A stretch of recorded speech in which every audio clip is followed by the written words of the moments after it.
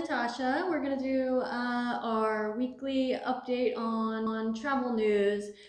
We do these once a week, just kind of bringing you guys up to date on everything that's going on in the travel world, both internationally and domestically. For vacationers, expats, digital nomads, this will pretty much just affect anybody who travels a Right. lot. So let's get into it. The first one has to do with digital nomads like us.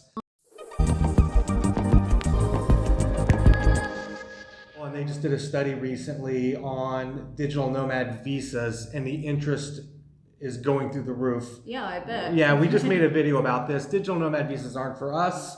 Yeah. But obviously, a lot of people are interested. They're saying the Google searches and internet searches are a world all-time high, and they're up over 1,100% in the past few months. Wow. So everybody is interested in leaving their country and becoming a digital nomad somewhere. And that's not even including the people that don't get a visa for it. Right. And it seems like Italy is like us. Yeah, exactly. And Italy's really the leader in interest. Their Google searches and internet searches have soared over 3,000% in just the past month since they introduced their visa. That's crazy. So, I mean, people are very interested. There are 66 countries now with nomad visas. Wow. Yeah. Really? So, and I mean, we have a whole list. We have a whole playlist of nomad visas. Check it out for the whatever country you're interested in. We have the requirements for you. And on that note, that's leading to a lot of scam websites. So when you're Google searching for digital nomad requirements, a lot of these new websites are popping up where they're charging hundreds of dollars to fill out an application that you can do on your own in 10 minutes. So okay. just well, be that's careful. Something to look out for. Yeah. Okay. And on that note, that's leading to a lot of scam websites. So when you're Google searching for digital nomad requirements, a lot of these new websites are popping up where they're charging hundreds of dollars to fill out an application that you can do on your own in 10 minutes. So okay. just well, be that's careful. Something to look out for. Yeah.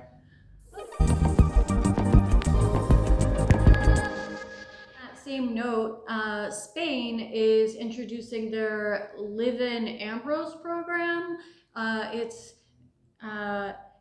They're giving you 16,000 USD and some change. I think it's like 16,600 or something, to live in Spain, 3 hours from Madrid, this beautiful little region. All you have to do is sign up for 2 years to live and work remotely in Spain. I mean, come on. Right. Yeah, so they're just trying to, they're having a lot of population problems, so they're trying to bring in a higher population, and digital nomads can live there for a fraction of the cost than what they can live in other countries. And they're just providing grants to live there. Yeah. To fill up the cities. Yeah, $16,000 for Spain. All you gotta do is commit for 2 years. Yeah. Right on. Yeah, I'll do that. Yeah. yeah, right. Like, sign me up. Yeah. So, and other digital nomad news, or even just if you're a Kiwi or live in Vietnam, there is finally, I think the last direct flight from New Zealand to Vietnam was like in 2018. But starting in September of 2025, a new low-cost airline is flying direct between Auckland and Ho Chi Minh City. Oh, wow. So if you're a Kiwi or Vietnamese or a digital nomad working in those areas, they're going to start cheap, non-stop direct flights between New Zealand and Vietnam. Oh, nice. So it hasn't started yet. It's going to go 4 days a week for start. They're going to be non-stop flights, and they're open to anybody in the two countries, back or forth, or digital nomads. Oh, wow. So very cool. Yeah, very cool. Yeah.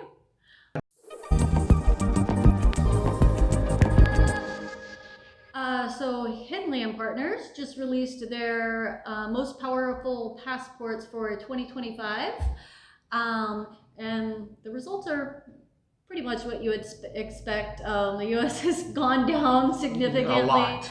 But also Germany and France, they were number one in the number one position for 2024, and they're down to number 3. Oh, so wow. all the top 3 are like the top contenders are in Asia. So Singapore, South Korea, and Japan have the highest. So they have visa-free access to 190 countries out of 227. Visa free, no kidding. Yeah, so for example, so that's 193, and there's a lot of countries in between, but the USA only gives access to 183. So it's only six.